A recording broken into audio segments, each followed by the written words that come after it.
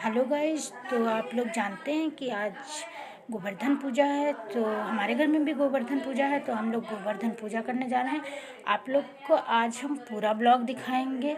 आशा करते हैं आप लोगों के घर में भी गोवर्धन पूजा होती होगी।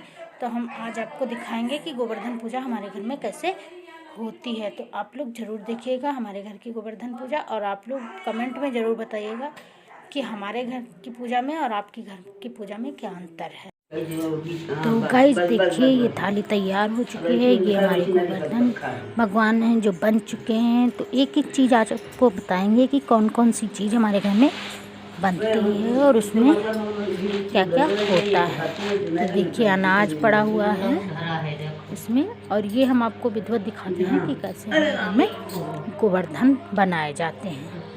तो एक एक चीज़ आपको हम बारीकी से दिखाएंगे और बताएंगे भी। तो देखिए, आप लोग पहले देख लीजिए कौन कौन सी चीज़ें हमारे घर में बनी हुई हैं और कौन कौन सी चीज़ें रखी जाती हैं गोवर्धन पूजा में। तो कान्हा जी तो गोवर्धन पर्वत ही उठाते हैं, इसलिए कान्हा जी तो ज़रूर रखे जाते हैं। और ये राजा रानी बनाए जाते हैं। और ये जो खाना खाते हैं, खाना बनाते हैं। और कुछ लोग, ये देखिए आप लोग देख पा रहे हैं हमारे गोवर्धन भगवान कैसे बने हुए हैं। पहरेदार बनाए जाते हैं, उसमें जानवर भी बनाए जाते हैं, जैसे गाय है उसका बच्चा है और भैंस है उसका बच्चा है। तो सारे लोग बनाए जाते हैं और फिर उनमें अनाज भी डाला जाता है ताकि वो लोग अच्छे से खाएं, जैसे हमारे घर में होती है वैसे ही। तो आइए आपको हम पूजा दिखाते हैं, फिर एक एक चीज़ हम आपको बताएंगे कि कौन कौन सी चीज़ें हैं। पहली बात तो मेरे घर में आप लोग जानते हैं कि हम जॉइंट फैमिली से हैं, सारे लोग एक साथ रहते हैं। मैं, मेरी सास, मेरी दादी सास और मेरी चाची सास, तो सभी लोग साथ में रहते हैं। तो पूजा भी हम लोग सारी पूजा साथ में ही करते हैं और मुझे बहुत अच्छा लगता है साथ में पूजा करना। आपके घर में आप जॉइंट फैमिली से हैं या अकेले हैं, आप लोग कमेंट में ज़रूर बताइएगा। आप लोग को जॉइंट फैमिली अच्छी लगती है या अकेले रहना, वो भी बताइएगा। मुझे भी तो जॉइंट फैमिली अच्छी लगती है, ताकि हम लोग एक दूसरे से पूछ के एक दूसरे के साथ पूजा करते हैं, मुझे बहुत अच्छा लगता है। तो देखिए, हमने पूजा शुरू कर दी है। तो पहले तो हम जो जल होता है वो सब को देते हैं, फूल से जल को छिड़कते हैं। उसके बाद सिंदूर सबको दान करते हैं। गौरा जी को देने के बाद हम सारे गोवर्धन जो बनाते हैं उसमें सिंदूर डालते हैं। तो देखिए, सिंदूर मेरी दादी सास दे रही हैं, फिर मेरी सासू माँ देंगी, और उसके बाद मेरी चाची सास, और फिर मैं, क्योंकि मैं सबसे छोटी हूँ और मैं बहू हूँ इस घर की, इसलिए मुझे ये पूजा बहुत अच्छी लगती है। आप में से कितने लोगों को अच्छी लगती है, आप लोग ज़रूर बताइएगा कमेंट में कि गोवर्धन पूजा किसके किसके घर में होती है और किसके घर में नहीं होती। अगर मेरा ब्लॉग अच्छा लगे तब भी बताइएगा, अगर अच्छा ना लगे तब भी आप लोग बताइएगा। तो देखिए, ये सिंदूर दिया जा रहा है और ये खाना बना रहे हैं। एक लोग खाना बना रहे हैं, एक लोग सेक रहे हैं रोटियां, और ये लोग खाना, ये देखिए चकिया पीस रही हैं। उसमें आटा या चावल होता है, वो चकिया में पीसते हैं ना, पुराने उसमें पीसते थे, वो चकिया पीस रही हैं। और ये लोग देखिए खाना खा रहे हैं पूरे।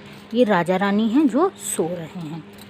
हमारे घर में हर जितने भी लोग होते हैं उतने ही पुतले बनाए जाते हैं। तो ये देखो पहरेदार हैं जो किनारों पे बैठे हुए हैं, क्योंकि राजा के घर में पहरेदार भी होते हैं जो किनारों पे बिठाए जाते हैं। तो वैसे हमारे घर पे भी पहरेदार बने हुए हैं। तो देखिए, सिंदूर दिया जा रहा है, अभी हम आपको आगे दिखाते हैं।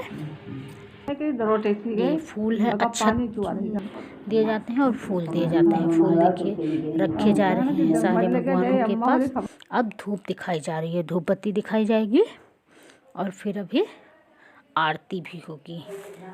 तो आप लोग देख पा रहे हैं कि कैसे हमारे घर में गोवर्धन पूजा हो रही है।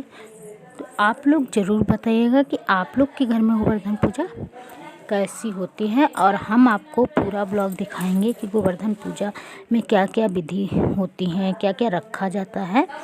तो इसमें खीर या चूरा भी आप लोग रख सकते हैं, वो रखा जाता है। और मीठे के नाम पे रखी जाती भुरकी जो होती हैं वो ज़रूर रखी जाती हैं।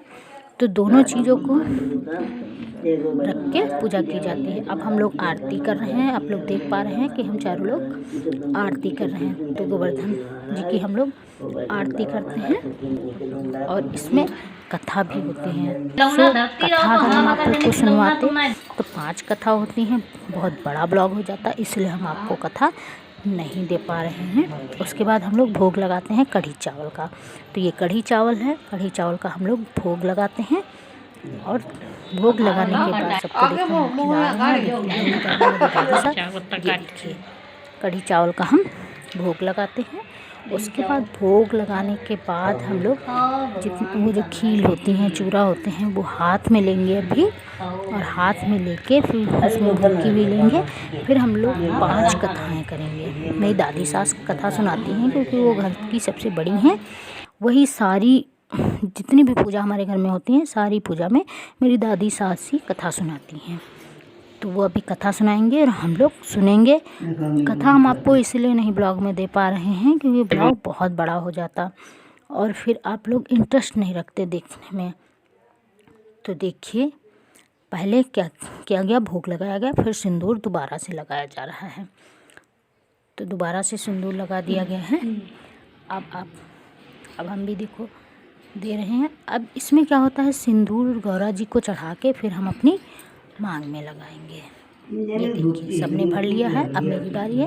अब मैं अपनी मांग में भर रही हूँ। तो सारे लोग ऐसे ही करते हैं, गौरा जी को सिंदूर देते हैं, फिर उसके बाद अपनी मांग में भरते हैं, फिर गौरा जी को वापस सिंदूर दे देते हैं। ये बहुत पवित्र माना जाता है। तो